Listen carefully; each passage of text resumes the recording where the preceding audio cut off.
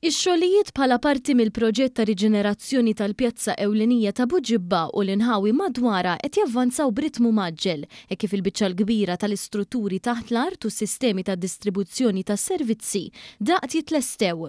Waqt iżjara fis-sit tal-proġett id-Deputat Prim Ministru, Ministru għall-Affarijiet Barranin u Turiżmu Ian Burch u l-Ministru għat-Trasport, l-Infrastruttura u x-Xogħlijiet Pubbliċi Chris Bonnet raw kif minn meta beda l-proġett aktar kmieni din is-sena il-ħaddiema bidlu ħafna mis-servizzi tad-distribuzzjoni taħt l-art, fosthom dawk tal-ilma, l-elettriku u telekomunikazzjoni li issa se jkunu f'mina apposta. Qed jibnu wkoll ġibjun kbira l-ilma tax-xita kemm għall-użu fil-funtana l-ġdida li se ssir fil-pjazza kif ukoll għaż-żoni mħaddra li fihom se jitħawlu arbuxelli u pjanti oħrajn.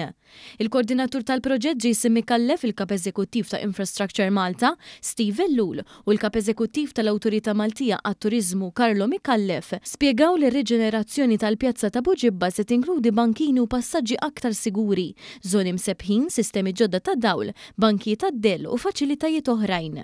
Id-Deputat Prim Ministru qal li dan l-investiment fil-qalba ta' Buġibba li hu finanzjat parzjalment mill-eko kontribuzzjonijiet imħallsin mit-turisti li jżuruna f'pajjiżna qed jagħti ħajja ġdida liż-żona popolari.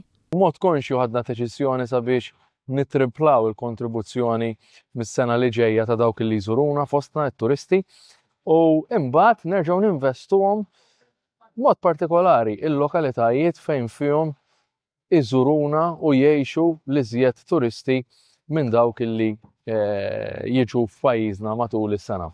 Il-Ministru Bonnet spjega kif dan il-proġett mistenni jinfetaħ sa Mejju tas-sena d-dieħla. Tajjeb li nnotaw ukoll fejn hu tajjeb li qegħdin on time. Qegħdin tant on time illi il-mira illi konna minna li niftħu din il-pjazza qabel is-sajf illi ġej sa nkunu qegħdin nilħuha tantu hekk illi f'Mejju mistennija illi niftħu din il-pjazza.